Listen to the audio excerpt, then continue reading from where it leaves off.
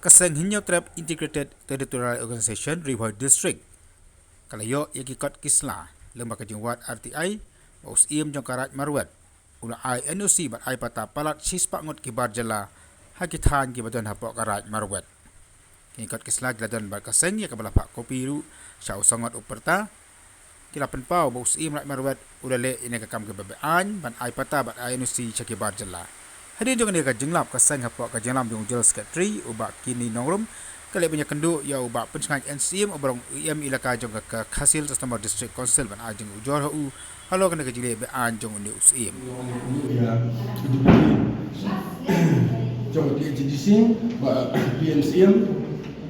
balon lawan ai kata dulir ke ba de halor ini di kam di bala ai ya kena dulir di NOC yang ini enam tribal ibadah apa kat Hemarwet. Karena kalian ini ya tentu lu usim Hemarwet ada di sini kalau ada. Karena kalian lu usim jong Marwet lo ombang.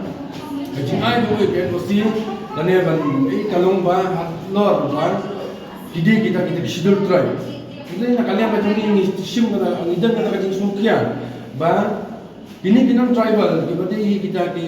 kita schedule tribe nak kawai ke jaka nak kawai dari jongki batin wan ban buhay sinong wan tiet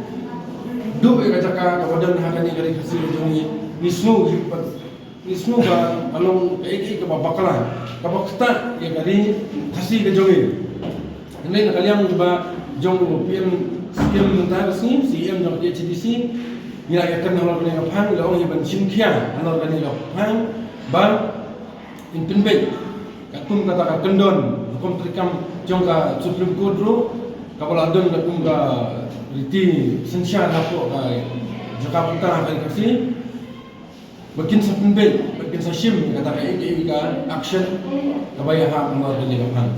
kalian jong muslim marwen lapin sisya ba kita di KST gila pangkit jaka ban buhay sinong kani kari kasi jongi namar ba kay ka ba kikiwan kita laay ng NOC uong ba kami ka na police office kila pa-register ya ka hindi banle iya ka district office kanang ba lado ay mo uro dadi ba kamla kung tinum register ya ka iya katong ka RTI gidi di cooking himigay bat ku kiboro kidan ni